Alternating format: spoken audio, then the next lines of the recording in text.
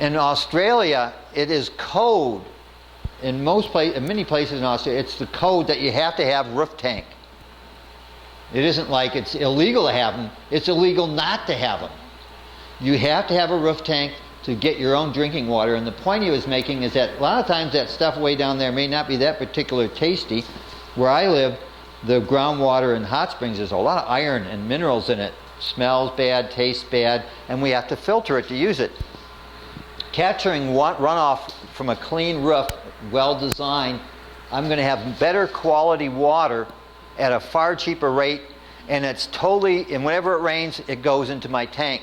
If the electricity goes out, and I got a 400-foot well running on an electric submersible pump, the electricity goes out, I'm out of water. It's not very self-reliant. You want to have a system that if you have a rainy period and a dry period, during the dry period, dust and bird poop, etc., are falling on your roof. And when it first washes off, when the first rainy part of the season, you want that water to go not into your drinking water tank, but into an irrigation tank. So there's different ways of capturing that early runoff from a roof so you don't get those. Then there's various filters before it goes in, and then there's, of course, probably some filtering and maybe some cleaning up depending on the quality of the water. Some people have to add a little bit of dolomite into the water to soften it. It's more complicated than I can go in here, but roof catchment, around the world, people have been using roof catchment for drinking water. It's not like it's an unproven technology. Hundreds of millions of people do it already. Let's study what they do and adapt it. Straits in there. And metal, our standard enameled metal roofing is one of the safest things to use. Well, you can still use it, and it's just like off-gassing carpets. The first year or the first years, there's going to be more stuff come out than there is once it's aged a bit. Green roofs, of course, soak up rain, and then some of it's transpirated back out.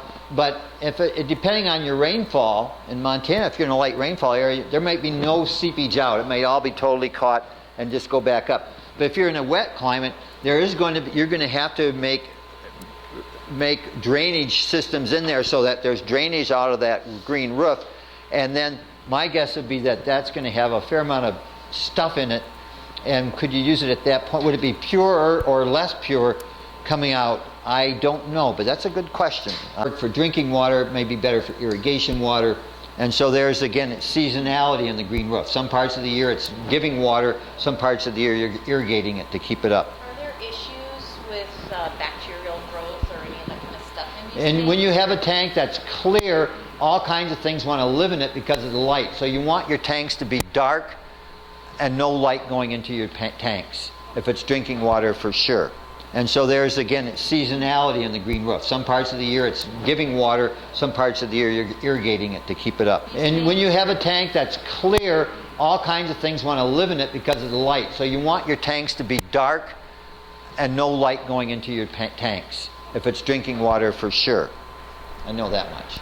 Most people don't have enough tanks to hold all the year's water.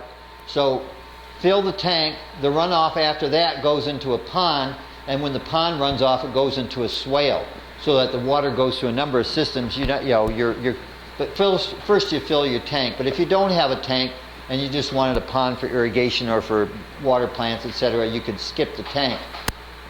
And if the tank's illegal, of course. I was in Belize once looking at a 2-story house. I mean, this is a big, like kind of a mansion kind of building, really big, 2 stories.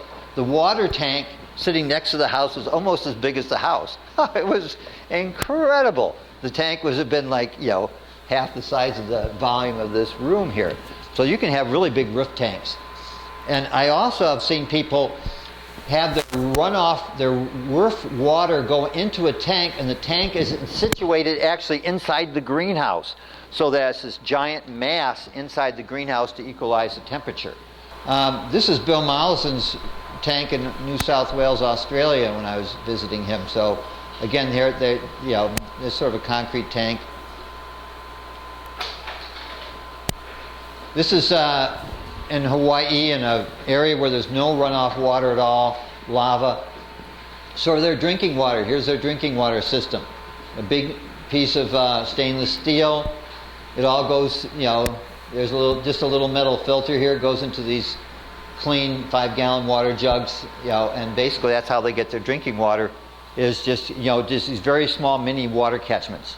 That's in the Pahoa side of the Big Island. So they have heavy rain areas and then dry periods after that. And here's roof water catchment at the Hawaiian Immersion School on the Big Island. So they have it's a school, so there's a lot of rooftops, and so they've made a whole series of ponds in the place. Again, you can see water hyacinth or other vegetation on it, and they raise a lot of fish in there to help feed the kids. So you're using the school to help produce the food. This is what they do, and this is where I think we'll be doing more of this in the United States in the years to come. This is a water tank. This is an old redwood water tank, and back here there's tanks under roof. The roofs were built just to run off water to fill the tanks. Of course, the roofs shade the tanks to keep the water cooler. This is, if you're ever on the Big Island, just south of Kona, there's an arboretum, a 2-acre arboretum in a very dry landscape, and all the watering for the arboretum is from this roof catchment systems. And so some parts of the world, they design roof catchment systems especially for the water runoff. If you've got roofs already, use them up. If you still don't have enough water, well then build more roofs. Oh yeah, I need another shed. Oh yeah, we need another chicken coop, so you can make shed roofs. I don't know what the legalities are going to come to. It's interesting that in Washington State, it's been illegal to do roof catchment. However, because there's a shortage of water in our systems there, the cities have been like, oh my God, everybody wants water, water, water, and we don't have enough. So they started giving out rain barrels and roof, now Seattle gives out little brochures. How to catch your roof water and store it and use it. It's illegal, but the city governments are saying it makes sense to have roof catchment. In California, gray water was illegal for a long time, but then the big droughts hit, and they're like, oh my gosh, all the landscapes are drying up. We can't let people irrigate their yards. It's illegal to irrigate their yards. They were like, but all that gray water is just going to waste. So then they made gray water illegal. And so circumstances are forcing, I think, the western states to accept gray water use and to accept roof catchment because their regular systems are having a hard time actually meeting demand. And this is a way of decentralizing water supply. Here's a small pond with a pond liner that we just built by hand. Interesting pond site. There's a couple things to learn from this. This guy has gently sloping land, but not too much. So he had a bulldozer just come in and go boom, boom, boom, boom, and there's his pond. He said, well, that ain't going to hold water very good. So this is a failed one. He just puts a big blue plastic tarp in there, and there's his pond. So that is a fast and simple pond. And this is another one. But back to another lesson from this guy's place. He got into permaculture, and he loved sheet mulching. So he went to town with his pickup and always came home with his pickup filled with cardboard. And he had a couple acres, and he just had sheet mulch all over the place. But he didn't have enough stuff to put over on top of it. So he maybe a bit of stick here, a stone there, a shovel full of dirt here. And so his property was just like cardboard city. And a lot of it was blowing off into the neighbors and around the neighborhood. And the neighbors weren't happy. So one day, one of the neighbors came over on a dry day and lit a match to some of the cardboard. It raced through his system and burned almost everything down. Didn't quite burn his house down. So the lesson is always cover your cardboard mulch with organic matter or something. Don't just let it, it's unsightly just to have lots of cardboard out there and might get on the bad side of your neighbors. This is a big pond. on Maui, but it has a lot of mulberry trees. This is a mulberry tree here over the edge. It has a lot of trees around the edge, and in Asia, they plant the trees over their aquaculture ponds deliberately that attract a lot of insects or have a lot of fruit or both, so that all that nutrients keep sloughing off into the water to feed the web of life. You have a healthier ecology, higher productivity of fish. So again, it's another stacking a system, thinking of not just any old tree, but what kind of tree is going to be good for the system. Flow forms, that was we saw some of those in action in the video yesterday. But anyway, a flow form is a way of purifying water, comes down, and each time it drops, it flows into here, it flows through this way, it does a figure 8, and then before it exits, I'd have to, but anyway, it does a figure 8 in each bowl, and it's a way of really aerating the water and helping purify it. And so it's a water purification system, but you need a good flow of water, It isn't just a dribble, you need a little stream. Flow forms were invented in England, they're mainly in Europe.